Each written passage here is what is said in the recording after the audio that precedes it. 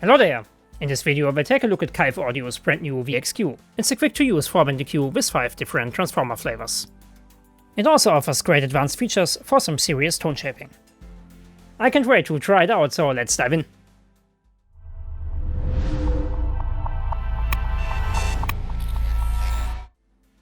Let's first take a look at the feature set. We have a high frequency band which we can switch between 8K and 10K.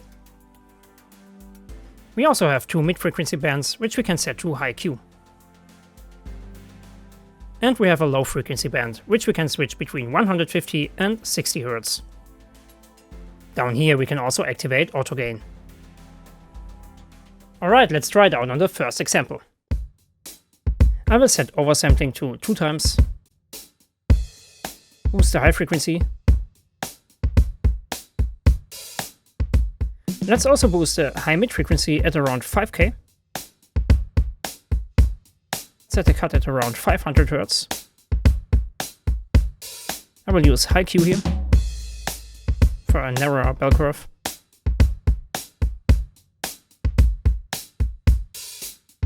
Sounds much cleaner now.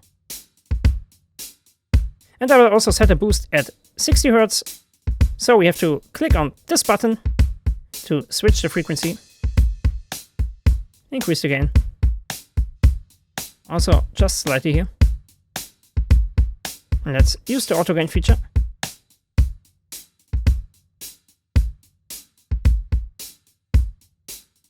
I love this. Let's take a look at the advanced features. We have a selection of 5 different transformer types. D is for default. 2 is vivid into vivid 2. Double the vividness? Probably.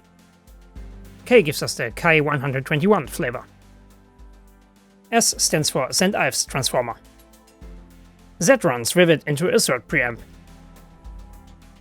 Below that we can dial in the THD. You can tweak odd and even harmonics separately. This gives you full control over the saturation, whether you want it aggressive or subtle. We can also switch between stereo and mid-side mode. And we can unlink the channels.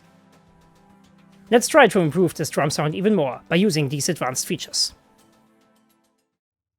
So let's activate the advanced control. Let's increase the THD. Let's switch through the different transformer types.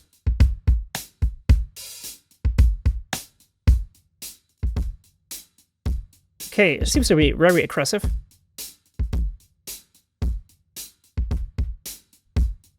S also has a very nice character. Let's try out that.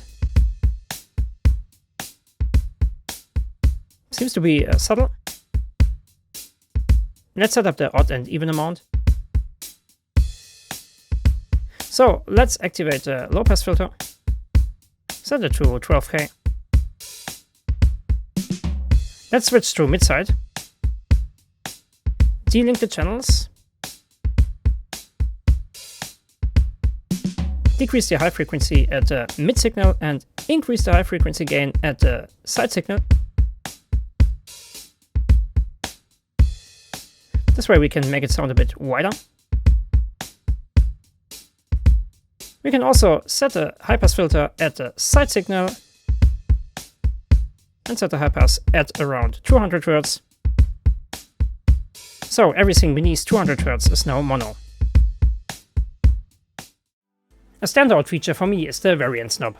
This introduces slight differences between the left and the right channel, just like real analog hardware. It makes the stereo image feel wider and more organic. Basically, it makes the sound intentionally imperfect.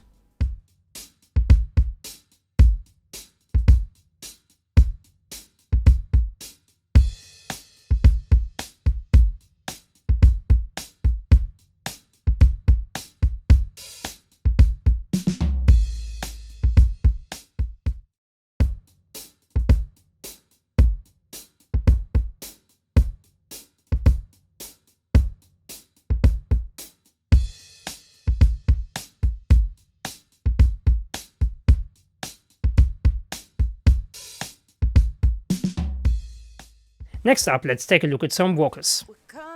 Here I wanted to clear up the mud and add some air, without making it sound harsh. So I used the 10K band to push the top end quite a bit, for that modern sheen. Then I dipped the low mids around 300 Hz to get rid of some boxiness.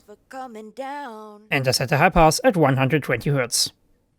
I also switched the transformer to mode K, which gave it a really nice character. We're coming alive, you can't stop us now. We're feeling alive, never coming down.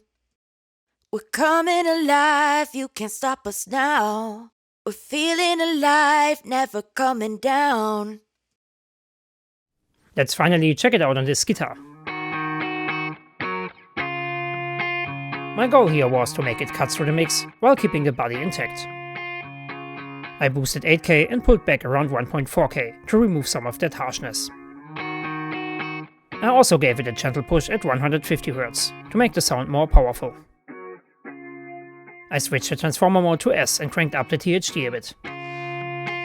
Finally, a high pass filter at 100 Hz and a low pass at around 8K really helped into the mix context.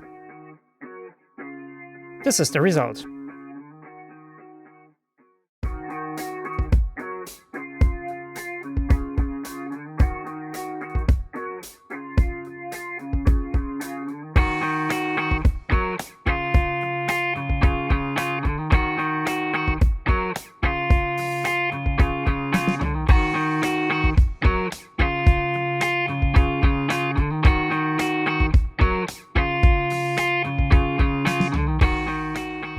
So this is Kiive's new VXQ.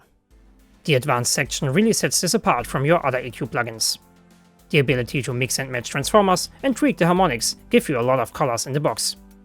It's versatile, it sounds expensive, and the Variance Knob adds that 5% of mojo we are always chasing.